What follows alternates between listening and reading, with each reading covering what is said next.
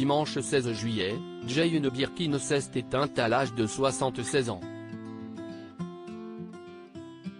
Avant sa relation mythique avec Serge Gainsbourg, dont naîtra sa fille Charlotte, la chanteuse et comédienne a découvert avec le compositeur John Barry, les joies de la maternité pour la première fois. Un mariage dont elle n'a pas gardé que de bons souvenirs. La journée de dimanche a résonné comme la fin d'une ère. Jane Birkin, icône de toute une génération aussi bien sur scène que sur les plateaux de tournage, a été retrouvée morte dans son appartement parisien à l'âge de 76 ans, comme annoncé par nos confrères du Parisien. La chanteuse était très affaiblie ces dernières semaines, alors qu'elle avait repoussé et annulé de nombreuses dates de sa tournée, préférant se concentrer sur le repos et la récupération, après avoir connu un violent AVC fin 2021.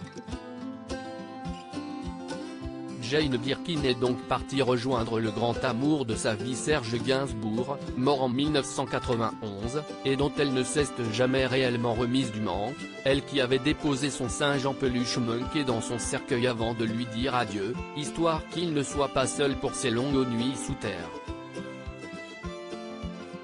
On me donnait des somnifères pour ne pas que je fasse de bruit, mais bien des années avant de faire la rencontre de Gainsbourg sur le tournage de Slogan de Pierre Grimblat, Jane Birkin a été mariée au compositeur britannique John Barry.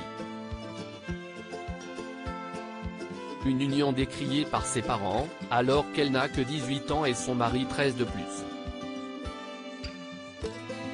Mais, comme elle le rappellera lors d'une interview, difficile de résister au charme du compositeur de films, n'importe quelle fille de 18 ans serait tombée amoureuse de ce génie de la musique, qui a eu 6 Oscars, écrivait-elle. Sauf que la vérité est nettement plus sombre, malgré la naissance de leur fille Kate Barry, qui s'est défenestrée en 2013, la jeune chanteuse et actrice souffre de ce mariage. John Barry l'a beaucoup fait souffrir en étant absent, méprisant, infidèle comme elle le rappelle dans son journal Monkey Diaries. Mais la chanteuse n'est pas exempte de tout reproche. À l'époque où je vivais avec John Barry, on me donnait des somnifères pour ne pas que je fasse de bruit lorsque je pleurais. Ne pas dormir la nuit est une chose qui me poursuit depuis l'enfance, depuis que je suis bébé en fait, ça a duré toute ma vie, confiait-elle à Vanity Fair. Au point d'avoir peur de déranger le compositeur dans son travail par sa tristesse et l'écriture de son journal, ça a dû être un tel frein pour John Barry de rentrer à la maison et là vous avez cette femme enfant de 17 ans qui fait couler son bain et lui donne son journal, confiait-elle au Guardian.